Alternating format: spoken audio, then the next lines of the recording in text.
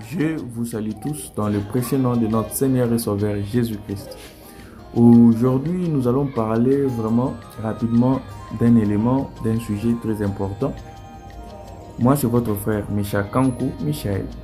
Vous savez une chose, lorsque Dieu nous bénit ou Dieu te donne quelque chose, c'est-à-dire au-delà du matériel, au-delà de la chose, si elle est bien physique, comme il te bénit, il t'élève en étant chef dans une société, on te donne la promotion dans le lieu de travail, Dieu te bénit d'un mariage, Dieu te bénit des enfants, Dieu te bénit dans tes affaires, dans tes activités.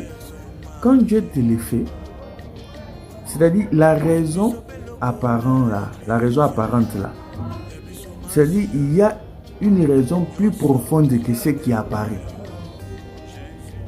Quand Dieu te bénit ou Dieu te fait quelque chose, ou tu vis une réalité, quelqu'un qui est enfant de Dieu, la raison elle est plus profonde que ce qui apparaît. Même si tu vois un enfant de Dieu se retrouver dans la maladie ou dans la souffrance ou même dans l'élévation, c'est-à-dire au-delà de ce qui se voit dans les yeux là, au-delà de ce qui apparaît, la raison elle est plus profonde. Et quand l'on détecte, lorsque l'on comprend la raison, c'est là où se cache la vie. C'est là où se cache Dieu. Prenons un exemple biblique. Nous sommes dans le livre de Jean, le chapitre 6. Vous pouvez commencer au verset 10, vous descendez. Lorsque le Seigneur Jésus, la foule l'a suivi dans le désert, quand il a fini à leur enseigner, à leur prêcher, il les a fait s'asseoir dans les herbes et il avait dit aux disciples de leur donner à manger. Il a donné le pain et les poissons. Vous connaissez ces récits bibliques. Vous allez voir que le Seigneur Jésus a traversé pour partir à Capernaum. Mais la foule l'a suivi. Regardez la pensée de la foule. La foule l'a suivi pour encore manger le pain. Or que le pain qu'ils ont mangé, le poisson, était d'abord un pain et de poisson physique. C'était physique. C'est terrestre. Mais le but que le Seigneur les a donné, cette nourriture, elle est plus profonde même que cette nourriture. C'est pour cela, si vous lisez ces récits, lisons-les rapidement. Je suis dans le chapitre 6, toujours du livre de Jean. Je suis dans le verset, je peux lire le verset 27, rapidement, le verset 27. La Bible dit ceci.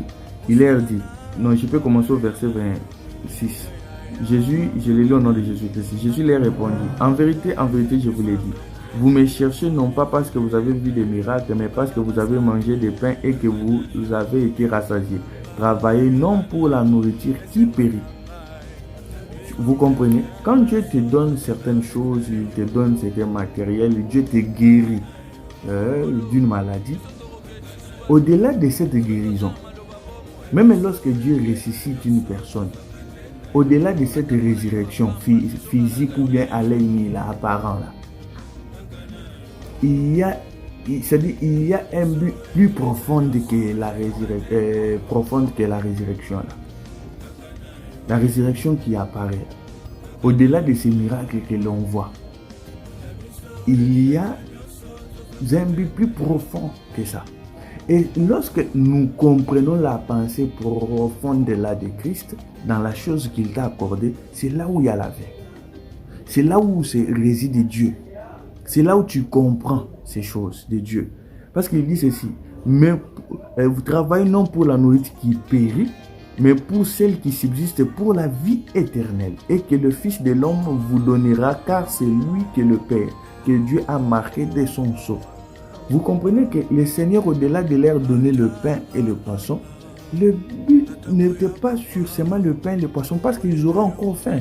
Ne crois pas que si Dieu te donne un véhicule ou te donne un meuble ou que tu aies la capacité ou la possibilité d'avoir des maisons sur terre, que tu n'auras pas de problème sur terre, tu en auras toujours. Mais le but que Dieu qui t'a donné, il est plus profond. Il est plus profond que la chose là.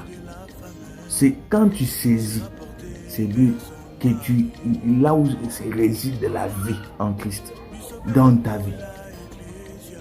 Parce que ne crois pas que le mariage que tu as reçu, témoigne que la paix que tu peux recevoir sur terre ou bien la tranquillité, parce qu'il y a ces dons-là qui ont trouvé aussi le mariage pour ne pas avoir la paix. Ne crois pas que le fait que Dieu te donne les enfants ou te bénit matériellement, t'élève dans cette société actuelle.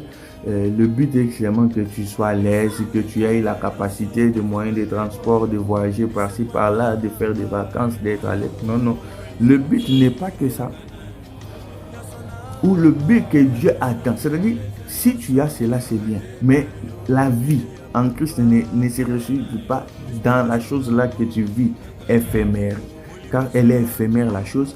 Mais c'est-à-dire, dans ces choses éphémères là, se cache un but qui est plus important même que la chose. Et c'est là où il y a la vie. C'est là où il y a la foi. Parce que le mariage étant enfant de Dieu témoigne aussi au-delà de ce qui est physique, le mariage qui représente Christ et l'Église. Et nos mariages sur terre reflètent ce mariage que nous vivons entre Christ et l'Église.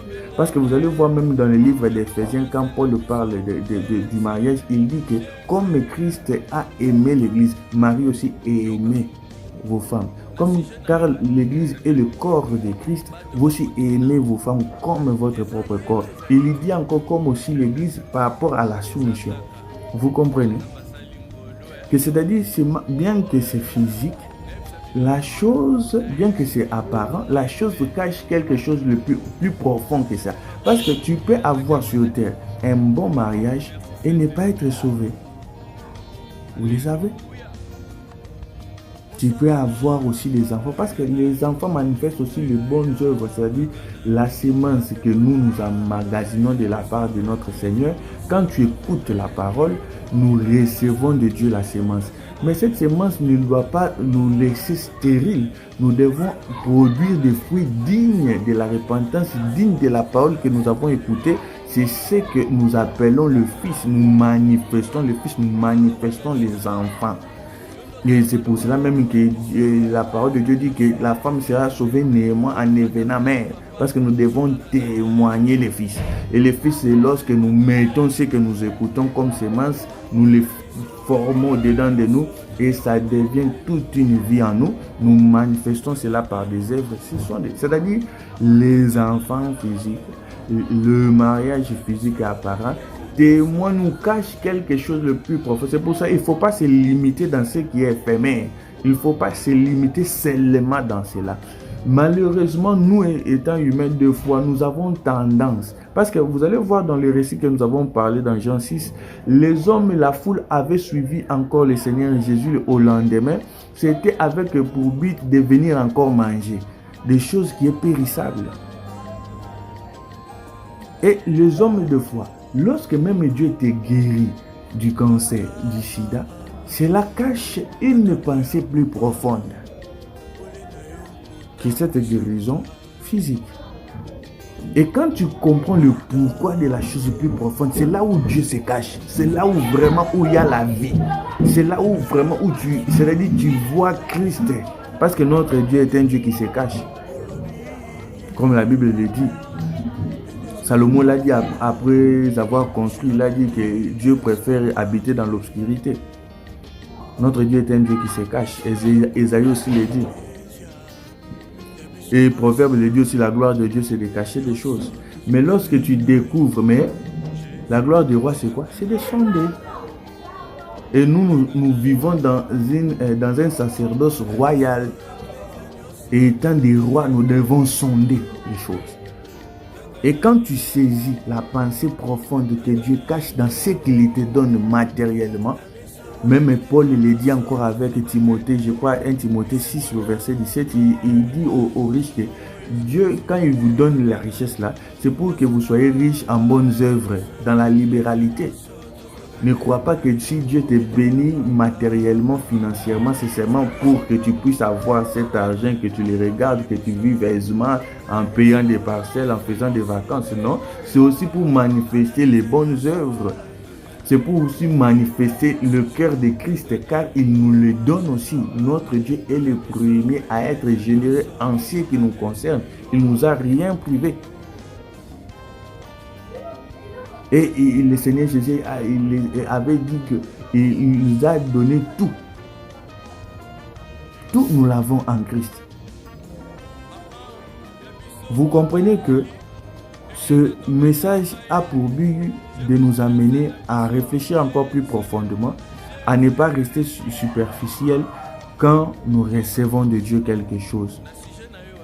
Parce que quand nous restons superficiels, nous ne vivons pas vraiment la vie que la chose que Dieu nous a donnée cache. Et en cela, bien que nous pouvons recevoir quelque chose, nous demeurons toujours dans ce qui est éphémère, dans la mort. Parce que ce qui est éphémère est amené à mourir un jour.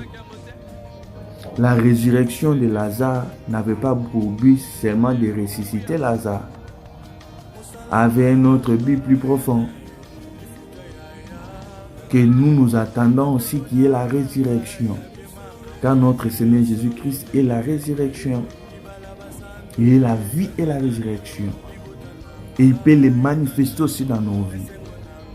Et dans tous les domaines de nos vies, Dieu peut donner encore la vie sur des choses qui sont mortes, c'est-à-dire dans des domaines qui sont morts dans nos vies. Dieu peut donner encore la vie et peut encore ressusciter ta foi même.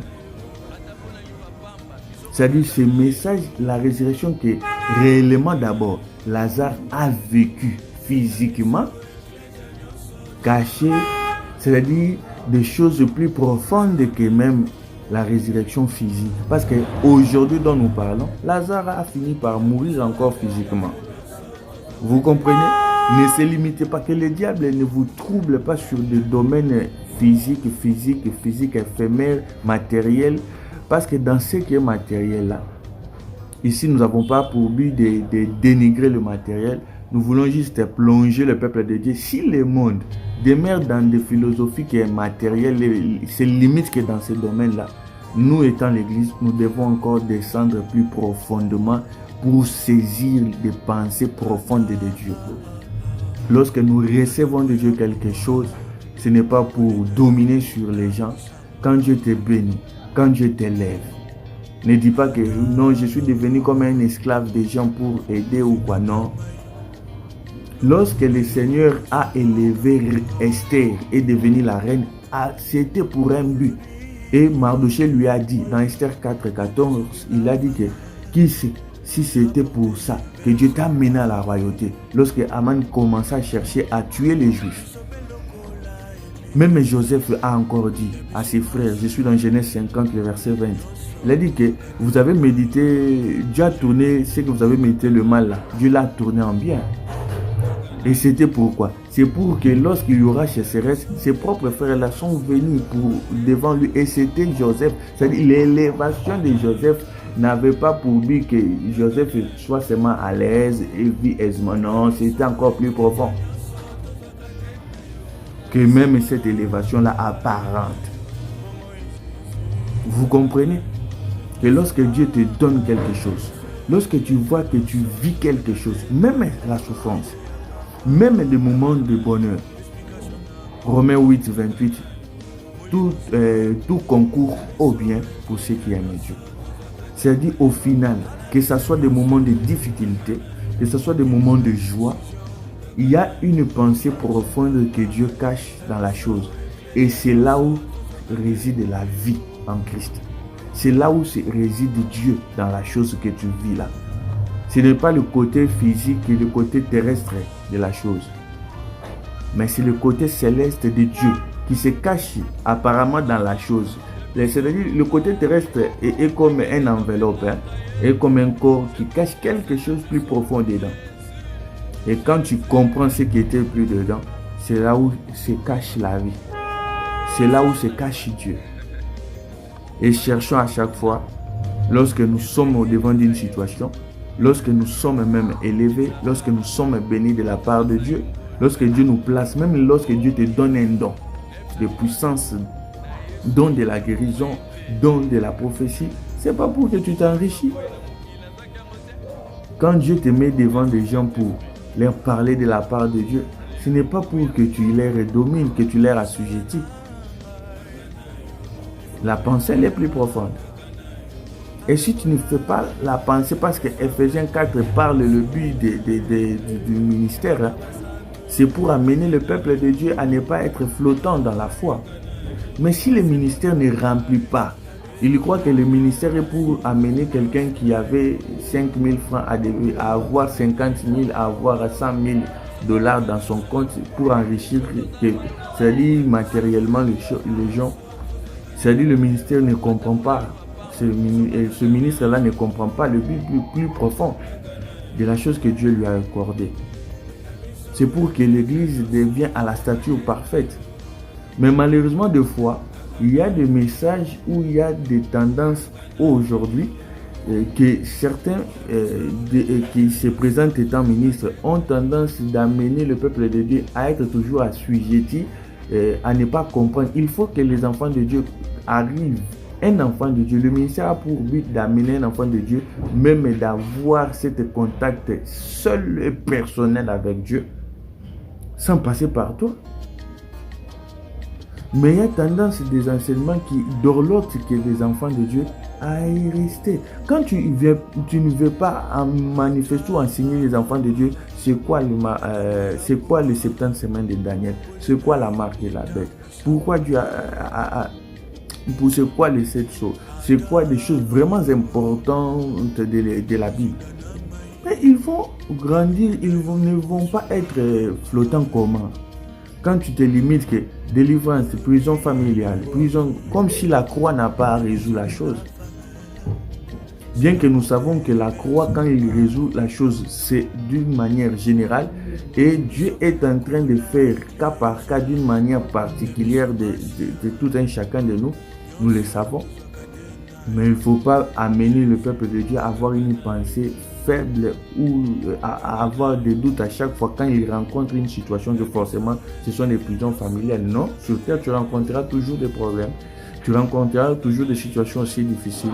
Même ceux qui nous ont précédés dans la foi que nous lisons dans les Écritures bibliques, ils ont rencontré des difficultés. Dis-moi quelle est la personne qui n'a pas rencontré des difficultés en ayant la foi dans les choses de Dieu. Mais il ne faut pas maintenant prendre tout problème pour quelque chose qu'il est emprisonné. Non.